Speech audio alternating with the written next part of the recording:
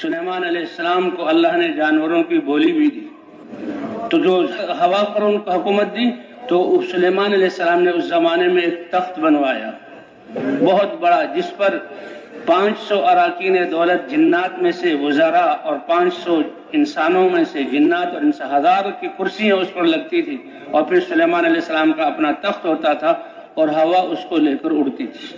تو سلیمان علیہ السلام کہنے صاف آتا ہے کہ فلسطین سے یمن اور یمن سے خراسان کے علاقوں میں سلیمان علیہ السلام آتے تھے اور پھر واپس جاتے تھے۔ تو کسی دہقان اور زمیندار نے، ایمان والے نے، اس نے اس تخت کو دیکھ کر اسی کی جو ہے بڑائی میں مشغول نہیں ہوا اور سلیمان علیہ السلام کی تعریف نہیں کی، بلکہ اس نے کہا سبحان اللہ، کیا پاک ہے وہ اللہ کی ذات جس نے اپنے نبی کو ان کی دعا پر ایسی سلطنت عطا فرما دی۔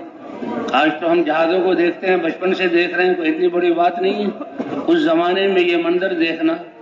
تو سلیمان علیہ السلام کا اس وقت قول کہ ایمان والے کا ایک دفعہ سبحان اللہ کہہ دینا، یہ داؤد اور داؤد کے بیٹے سلیمان، اور جب تک سلطنت اس خاندان میں چلے گی اس ساری سلطنت سے کہیں زیادہ بہتر ہے مسلمان کا ایک بول سبحان اللہ کہہ دینا۔ تسبیحۃ المؤمن خیر من ملک آل داؤد۔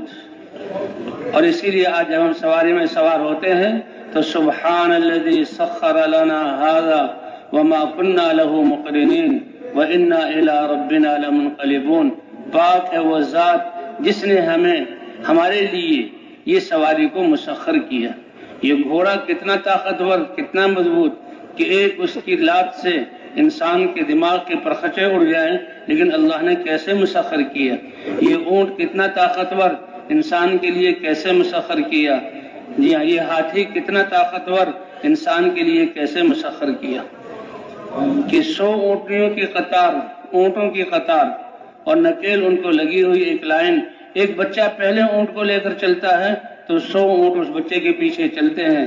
یہ اس بچے اور انسان کا کمال نہیں ہے، یہ اللہ کی دین اور مہربانی ہے کہ انسان کے لیے مسخر کیا۔ اے انسان، کس کس نعمت کو اللہ کی جھٹلاؤ گے؟ تم اس نعمت پر حمد کرو۔ وَإِذْ تَأَذَّنَ رَبُّكُمْ لَئِن شَكَرْتُمْ لَأَزِيدَنَّكُمْ، اسی نے دی ہے، اور تم تو بڑا اپنا دعویٰ کرتے ہو کہ میں احسان فراموش نہیں ہوں۔ لوگوں کی تعریفوں میں تو تم رطب اللسان رہتے ہو، اور وہ اللہ اگر کسی نے بھی تمہیں دیا ہے وہ بھی تو اللہ کے امر سے دیا ہے۔ اس اللہ کی حمد کرو تو اللہ تمہاری نعمتوں کو بڑھا دیں گے، یہ اللہ کا وعدہ۔